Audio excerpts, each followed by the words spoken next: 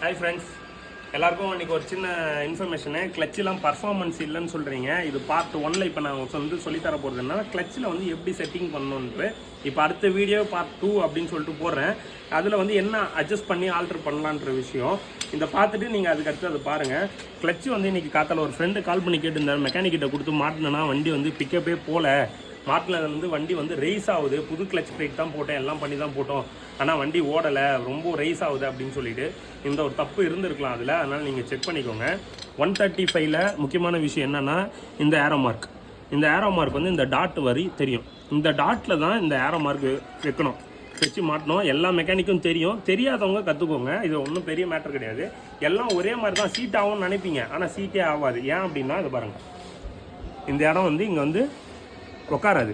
இது கரெக்டாக அந்த ஏரோ மார்க் பொசிஷனில் மட்டும்தான் போயிட்டு சீட் ஆகும். மற்ற எந்த நீங்கள் 3த்தில் போட்டாலும்